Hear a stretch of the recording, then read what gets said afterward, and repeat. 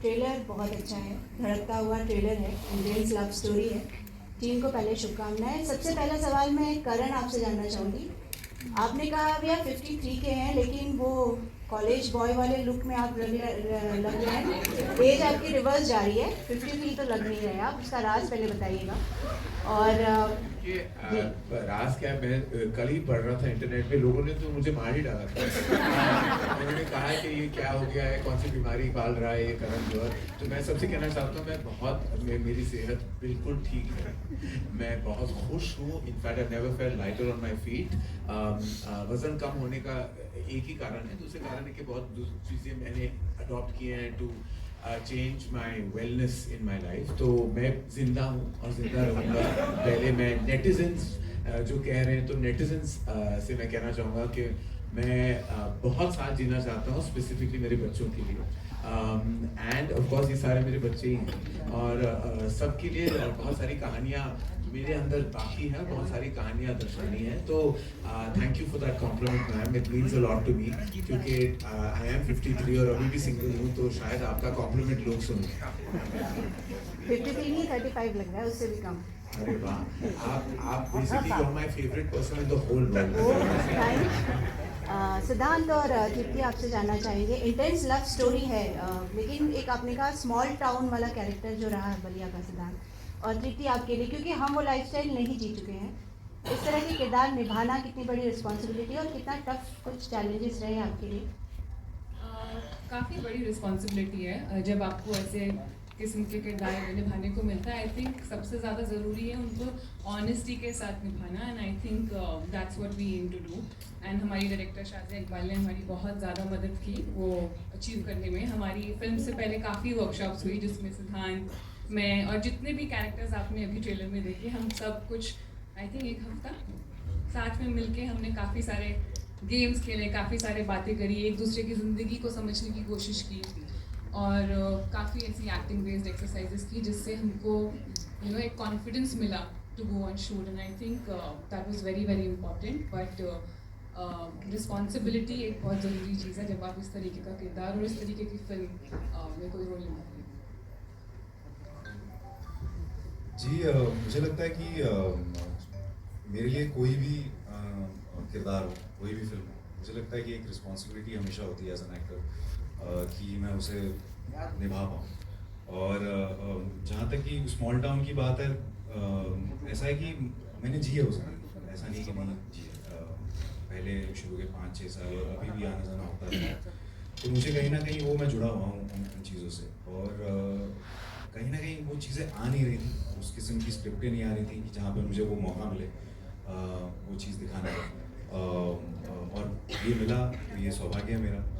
और मुझे लगता है कि हर एक किरदार जो होता है, या हर एक एक्टर होता है, चाहे वो एक्टर हो, डायरेक्टर हो, टेक्नीशियन हो, लाइट दादा हो, चाहे जो भी, जिसने भी इस फिल्म में काम किया, चाहे मेकअप, हेयर, हर कोई आई थिंक रिस्पॉन्सिबल होता है। जो भी आप प्रोडक्ट देखते हैं, किसी एक का काम नहीं है। Right from the writers till the time the distributors, everything. In fact आप लोग की रिस्पॉन्सिबिलिटी भी है कि इस फिल्म को सही तरीके से हर जगह, हर सिनेमाघरों में या इसके बारे में बातें हों, क्योंकि ये फिल्म मैं कहूँगा कि इंटेंस लव स्टोरी तो है ही, लेकिन उससे ज़्यादा भी कुछ है जो मैं शायद आपको अभी नहीं बता पाऊँगा। लेकिन जब आप फिल्म देखेंगे तो आपको समझ आएगा कि ये जो है बहुत ही स्पेशल फिल्म है। और इसीलिए मैं कहूँगा कि I mean I think I am lucky to be able to pull this off, and thanks to the whole team, thanks to everyone who's also present here for being here and clapping, cheering or feeling it. Even the silences, when I asked you guys कि कैसा लगा आपको ये trailer, I was expecting more than hooting, because more than hooting सीटियाँ मुझे ज़्यादा expected था कि silence हो, क्योंकि exactly वही expect करेंगे जब फिल्म खत्म होगी, जब आप फिल्म देखेंगे।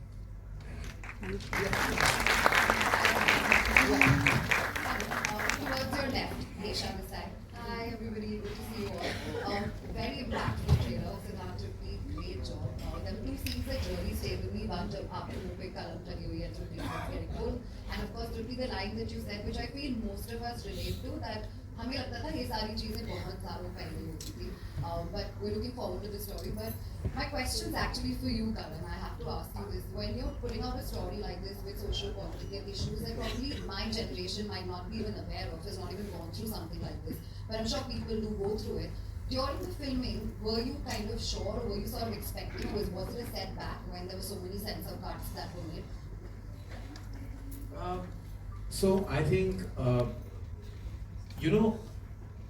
Dharma Productions quintessentially has always been, associated with a certain kind of cinema. Though I think time and again, we have always tried to shake that up. We've always picked up themes and always presented them with utmost sensitivity. And that was also the need of the hour for Dhara. That of course we were picking up a theme thematically that needed to be addressed. And the best way to address something or make a change is, I think, through art. And I believe cinema is such an impressionable medium that if we don't, who are in positions of storytelling and we are content creators, if we don't take up these themes and tell stories about them, and do it, of course, in the mainstream, because Dhadak 2 is a mainstream film, it's a mainstream intense love story, but it is saying something. And I have never ever been worried about repercussions, because that restricts you as an artist. And I feel agar pehle hi kadam mein main dar gaya, then so like the line it is, if you have a choice, to lado. And the best way is art. If you have to put a point across, it's art. And I have to say, yes, we took a while to get to the cinema halls, but even the censor board was very understanding, very compassionate, and absolutely understood what we were trying to say through the film. और जो ये मैंने कहा जहाँ प्रेम जीत जाता है, हाँ, प्रेम tragic जीत नहीं है, मैं नहीं चाहता कि ट्रेजेडी, कौन चाहता है ट्रेजेडी मैन? नहीं, लेकिन जो इस तरह की केसेस आए जी, जी, जी। हैं हमारे देश में, जो भी आए हैं, ऑनर किलिंग के हो या कास्ट डिस्क्रिमिनेशन हो, कुछ भी हो, और मैं तो सबसे पहले बधाई देना चाहूँगी कि इस तरह के बोल्ड सब्जेक्ट को बहुत अच्छे से आपने उठाया है। लेकिन जैसा कि इस फिल्म में लिखा है कि एक को चुनना हो तो लड़ना, यही चीज धर्मा के साथ, धर्मा अभी के साथ जुड़ी है, जी के साथ। जी की एक फिल्म आई थी वेदा में शर्वरी वाघ डिस्क्रिमिनेशन के खिलाफ उठ खड़ी हुई और झगड़कर अपनी जगह ली। तो यूजुअली इस तरह की जो ऑनर किलिंग वाली कहानियां होती हैं, उसमें हम ये दिखाते हैं कि भाई वो दोनों मर गए।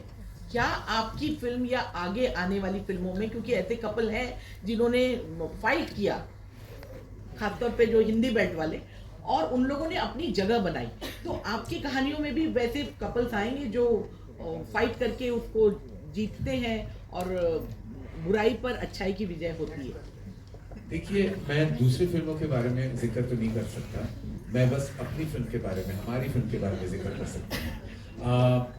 ज़्यादा मैं आपको स्पॉयलर्स भी नहीं देना चाहता, मैं ज़्यादा आपको फिल्म के बारे में मैं रिवील ही नहीं कर पाता, वरना आपको वो वाली फीलिंग कैसे आएगी 1 अगस्त को जब हमारी फिल्म रिलीज होगी। बस यही कहना चाहूँगा कि आज के दौर में बहुत सारी हम महामारी से भी गुजरे हैं, और उसके बाद हमारी ज़िंदगी में इतनी सारी कठिनाइयाँ आती हैं, बाधाएं आती हैं, डे टू डे स्ट्रगल्स होती हैं, हम सबकी ज़िंदगी में बहुत सारे ऐसे ऑब्स्टिकल्स होते हैं। तो मैंने ये ध्यान दिया था बहुत ही पहले कि जितना मैं कर सकता हूँ, जितनी कोशिश मैं कर सकता हूँ एज ए स्टोरी टेलर, कि हम पॉजिटिविटी दिखाएं अपनी फिल्मों में, एक होप दें सबको। और जो सिद्धांत का डायलॉग है, जो बोला जाता है उनको कि लड़ना, तो मैं मानता हूँ कि वो लड़ाई ही क्या जिसका अंत जीतना। तो मैं बस यही कहूँगा कि इस फिल्म में हमने हार नहीं मानी और हार दिखाई भी नहीं। Hello Karan sir, towards your left, Himesh this side. Hi Himesh. Firstly, congratulations to the entire team. The trailer looks very intense, so congratulations on that. Karan sir, my question is to you, it's slightly away from Dhadak.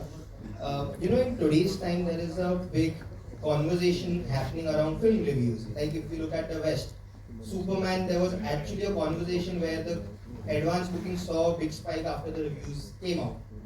Last year, you took a decision of completely stopping the press screenings, and you had your reasons for that.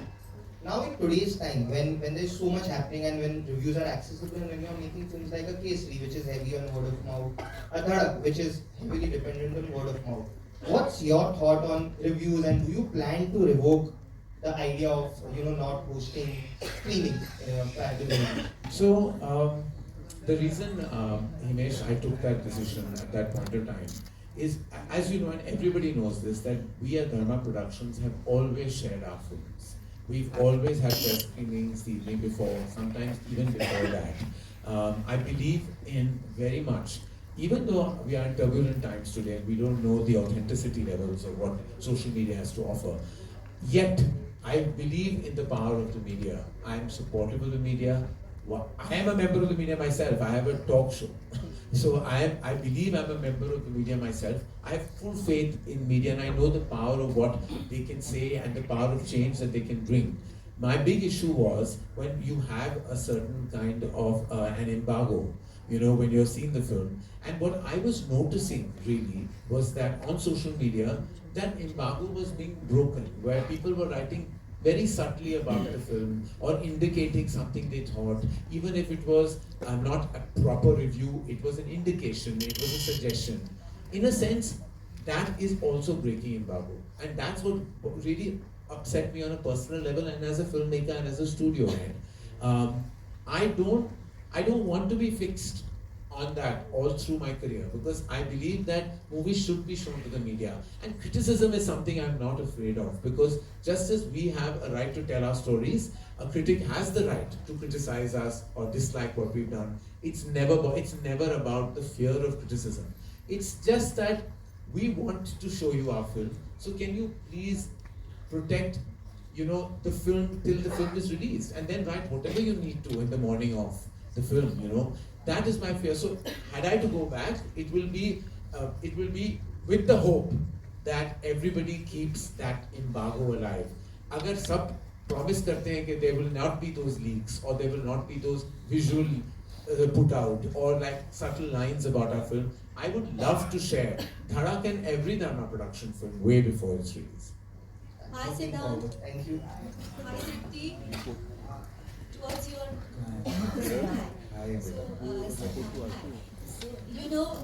आपने कहा कि मैंने काफ़ी urban फिल्में की हैं और the characters that you played, but I'm going back to a couple of years back where I saw you play a character.